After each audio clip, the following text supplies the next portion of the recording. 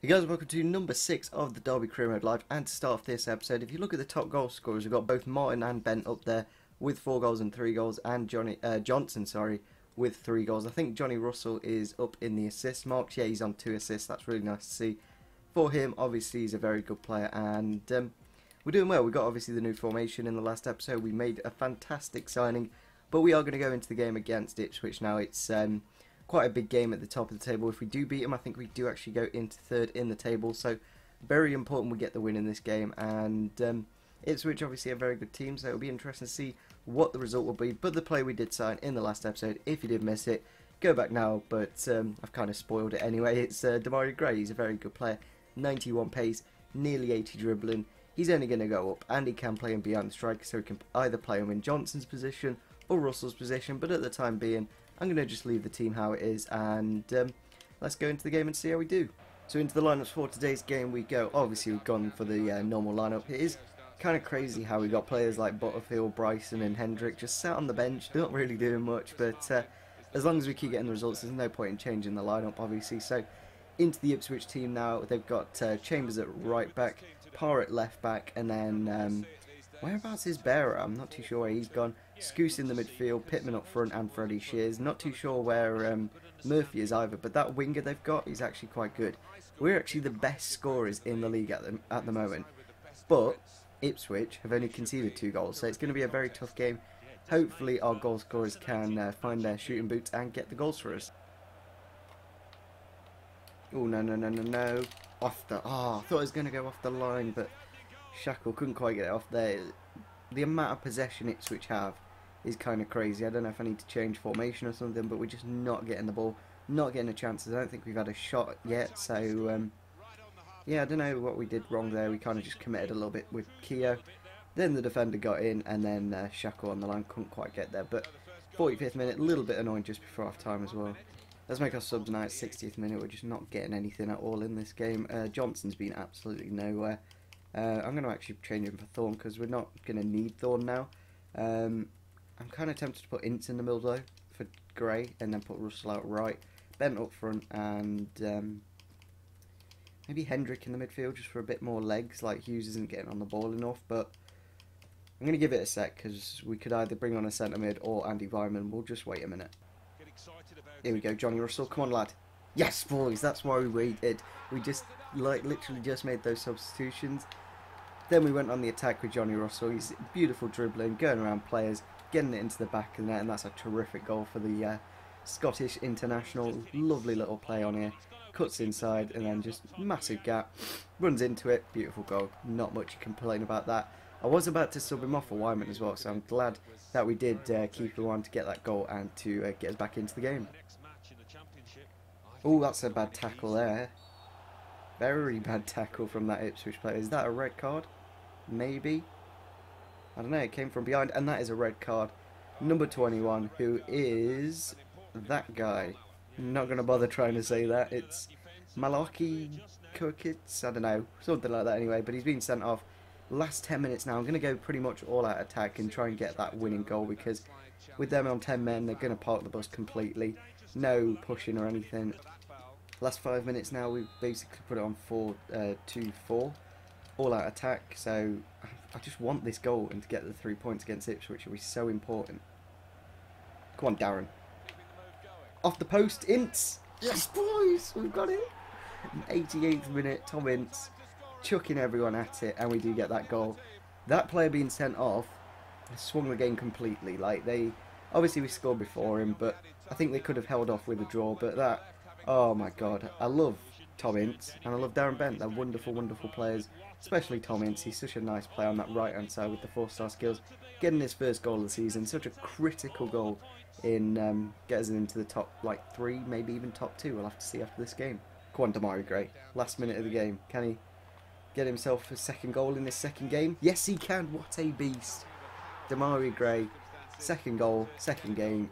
If he gets a goal a game, happy days. He'll get into the first team lineup, no worries at all. But at the moment, we've got Ince, we've got Russell, and we've got Demarai Gray scoring in this game. So maybe we have to drop Johnson. But the amount of centre mids we got, I don't know if I can do that. It will just limit out a lot of players. And off the bench, Demarai Gray is a very effective player. 90 to pace is just blistering. And that's full time.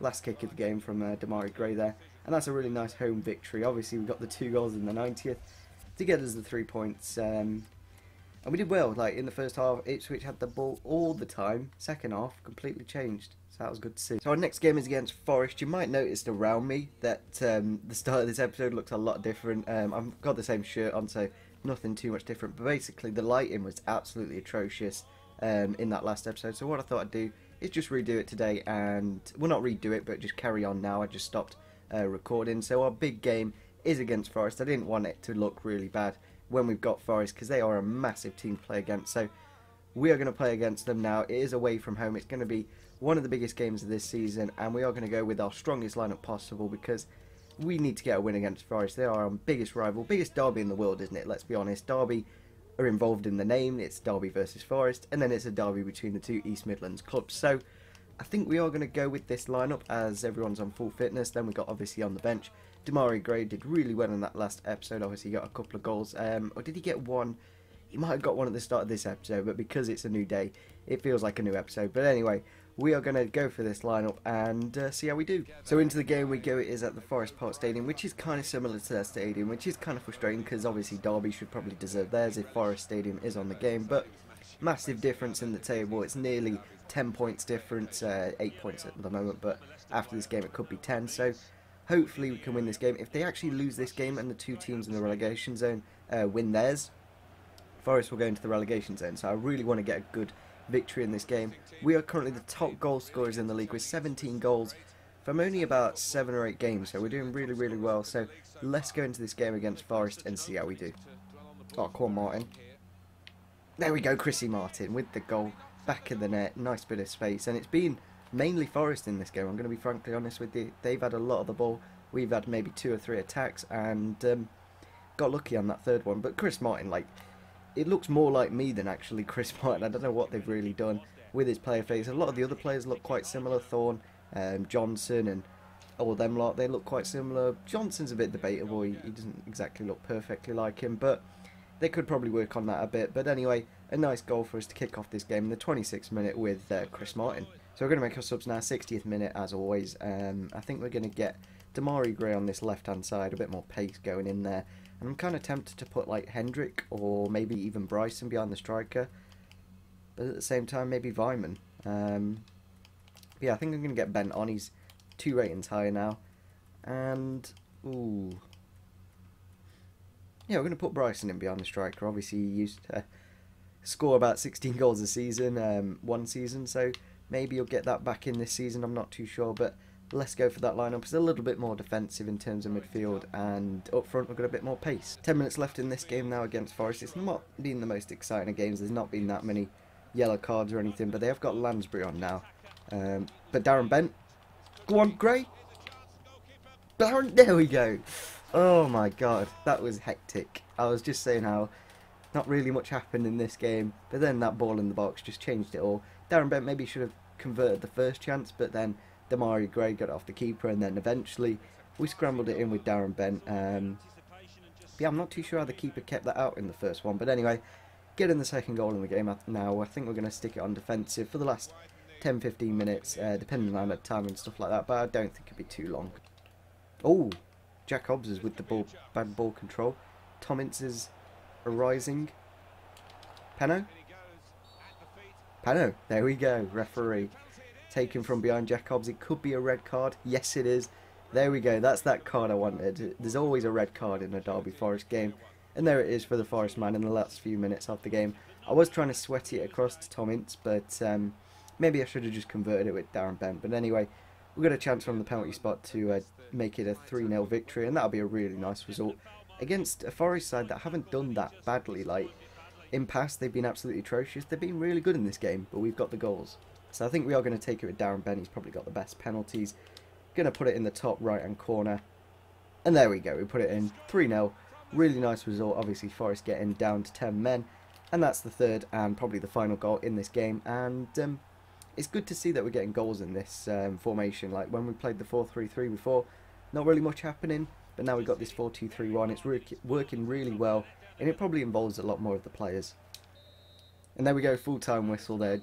just a really nice end to the game. Those last couple of goals just really secured the 3 points against the biggest derby in the world, obviously, and there's Shackle, obviously the captain, very happy with that result. And yeah, Forest did really well, but we got the goals. I don't know how they didn't score, but they didn't. Scott Carson making a lot of saves. They had a lot of possession as well, so obviously that shows how we kind of do need to play a lot more possession football, because in terms of who were the better team, it was probably Forest on the day. So Scott Carson, 6.5 rating at the moment. I don't think he's had any growth. He's getting on a bit. Maybe we should have gone for a goalkeeper, but we obviously have Drommel sat on that bench, so he will eventually start growing. Sesu Ancambo's already gone up by 3 ratings, 6 in the defending department in both stats. Keogh has gone up in ball control, but he is getting on a bit now. He's probably not going to grow too much more. Same with Shackle, he has actually gone down in stamina, jumping and strength.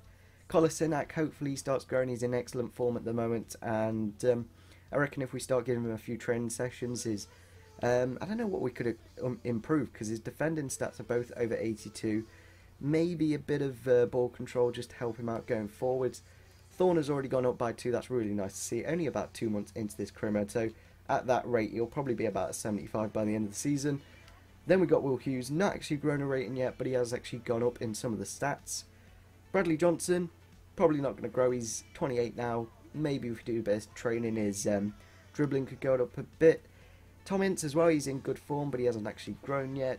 Martin, in good form, not really grown too much.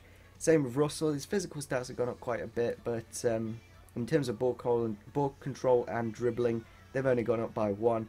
Darren Bent has gone up by 1, which is kind of crazy, because he scored 6 in 12 games, and Chris Martin has scored 5 in 7, so it kind of shows that Chris Martin is probably the better player. He's scored basically in every championship game, but so is Darren Bent. But I think at the moment we should start with Martin and then bring Bent off the bench. Drommel hasn't actually played yet. I might involve him in the Arsenal game, we'll have to see. Damari Gray, 2 goals in 7 games, but you have to remember those 7 games include the ones he was at Birmingham, so technically he's got 2 goals in 3 games for us, so that's really good. Not really played that many games with Jeff Hendricks, so I'll probably involve him in the Cup game. Same with Andy Weimann, not really done too much, but he's got a goal and an assist in his few games. Pearce has gone from a 72 to a 73. He's in bad form at the moment, but his defending stats have gone up by 2. Bryson stayed the same, he's at 6 rating. He does okay off the bench, he just stretches the teams out. He's not really done too much though. Jamie Hansen up to the 60 rated, which is nice to see. Hopefully those stats can maybe push on for the 70s, obviously the defending and the passing and dribbling, stuff like that. Mason Bennett, his agility has gone up by 1, crossing up by 3, dribbling up by 3, and I think finishing is definitely something you need to improve, because 59 for a striker probably isn't good enough. Craig Forsyth, we've gone up. We haven't really played that many games. I think we've only played 4, and I think he did actually get a goal, an assist, sorry, in pre-season, obviously there. But yeah, I probably won't be using him too much. Christie hasn't had that many games. We've only played a couple with him in the Cup and 1 in the league. I just kind of prefer Sesu Ancambo, in my opinion. He's got better pace stats, and they're kind of similar in a way, but I might involve him in the Cup game. Butterfield has grown in the dribbling, ball control, heading, crossing and stuff like that. He hasn't played that many games yet, which is kind of a shame, because he's a brand new signing and I kind of do want to get him involved. Sean hasn't actually played a single game at all, so he's not going to be too happy, but he has grown a little bit.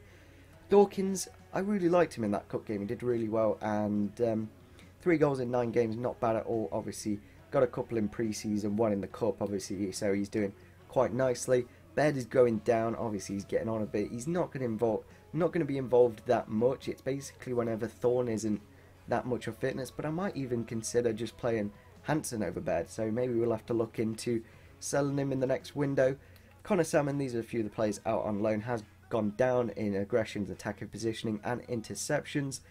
Alban Tozer, he's a player I'm definitely looking into involving next season. 27 years old, hasn't actually played a game yet, I don't think, for Malaga. I'm not too sure how I can check that. He is very slow, but he 88 strength and 82 standing tackle. He'll be a big powerful centre back. Maybe just a bit of a swap between Shackle and Alban Tozer. That's probably their kind of role.